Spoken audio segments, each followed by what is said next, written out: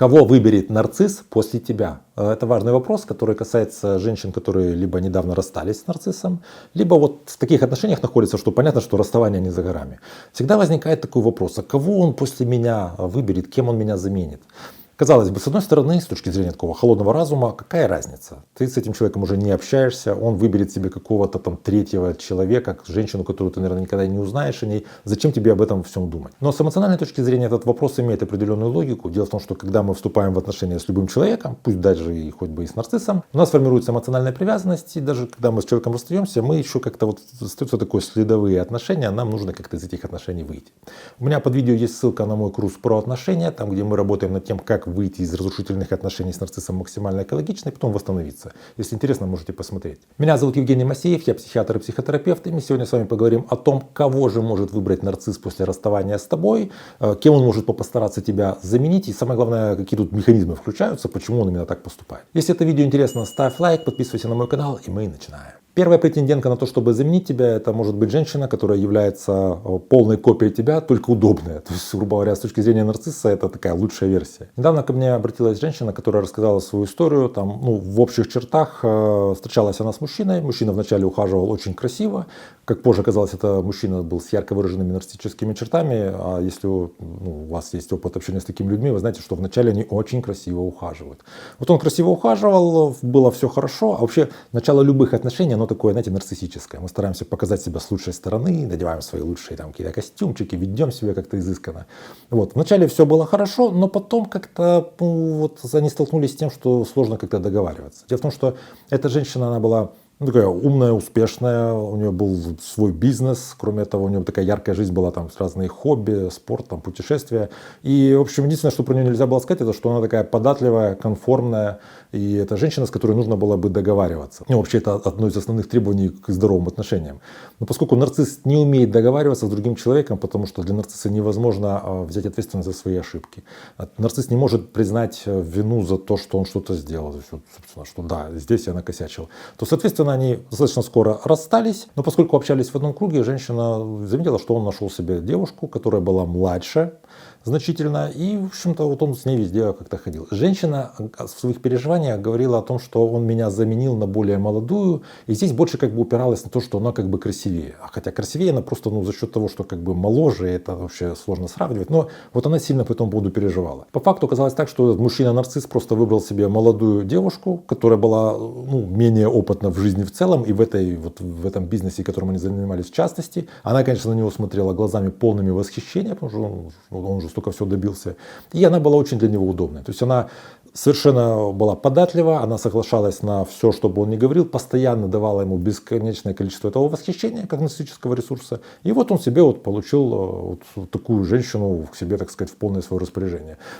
Собственно, та женщина, с которой он расстался, она все эти вещи ей сложно было как-то из эмоционального отношения понимать, и она больше переживала, что вот он променял меня на молодую. А вопрос в том, что нарцисс просто нашел себе кого-то, с кем не нужно договариваться. Вторая вещь, что может сделать нарцисс, он может такую женщину себе найти после тебя, от которой тебе будет больно. Потому что нарцисс, он же с тобой общался, он знает твои боли, знает твои такие неприятные больные места. И вот, предположим, я знаю ситуацию, когда нарцисс выкладывает фотки с женщиной, которая имеет просто такую модельную внешность. Она какая-то объективно такая красивая, какая-то аж прям слишком. И у женщины, с которой он расстался, это может какие-то вызывать такие переживания, что вот заменил меня на кого-то лучше. Они такие на фотографии радостные, улыбаются. Я-то переживаю, а это нормально. Ведь расставшись с нарциссом, ты, что нормально для здорового человека, переживаешь расставание, переживаешь этот разрыв психической какой-то такой привязанности к человеку. У нарцисса ситуация другая, у него там формируется по его особым механизмам все. И вот он демонстрирует тебе фотографию, где он стоит с какой-нибудь раскрасивейшей девчонкой. Я знаю ситуацию, когда потом оказывалось, что это вообще он пошел в какое-то модельное агентство, чуть ли не за деньги с ними фотографировался. Или, скажем, пускай это какая-то женщина, которая, действительно такая статусная, но он тратит очень много усилий, связей и денег для того, чтобы с ней как-то так сфотографироваться. И на самом деле у них совершенно не такие отношения, как может сложиться из этой фотографии. То есть это фейк. Также нарцисс на основании тех знаний, которые у него у тебя есть, может постараться сделать тебе больно, если начнет встречаться с кем-то из тех, кого ты знаешь, женщин. Это может быть там подруга, какая-то родственница там, или сотрудница. Особенно если он знает, что у тебя есть такая штука, вот какая-то бывшая подруга, ты с ней не общаешься после того, как она когда-то у тебя кого-то увела. И он берет специально, начинает с ней как-то вот общаться там, или выкладывать какие-то фотки. Просто чтобы сделать тебе больно. Тут вот что нужно понимать, что то, что ты видишь, это все фейк, это картинка, это демонстрация.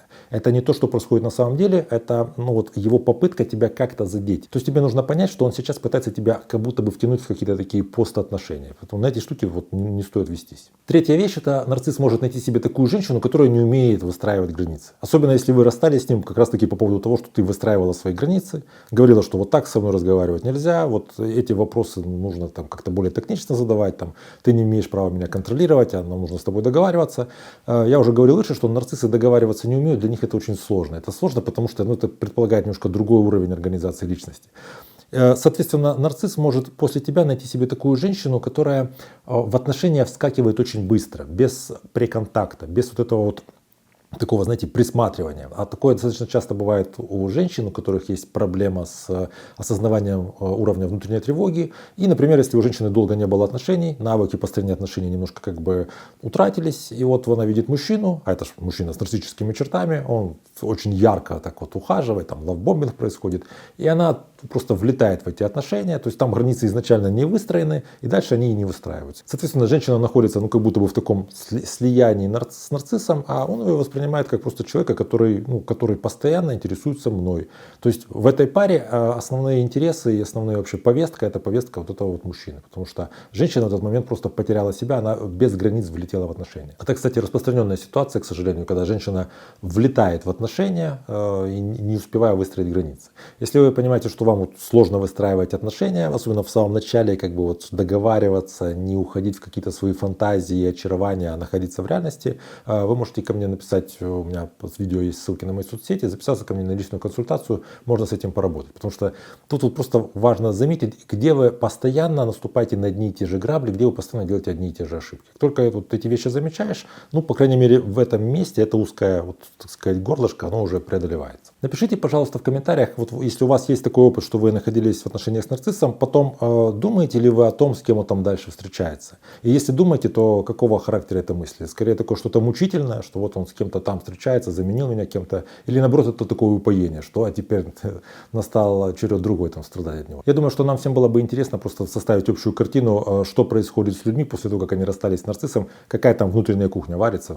Так можно как бы опереться, знаете, друг на друга и как-то понимать, что это вообще нормально переживать определенные эмоции после расставания с нарциссом. Если тема видео вам понравилась, ставьте лайк, я буду вам благодарен. Также подпишитесь на мой канал, чтобы не потерять меня. Берегите себя и своих близких, и до встречи в следующих выпусках.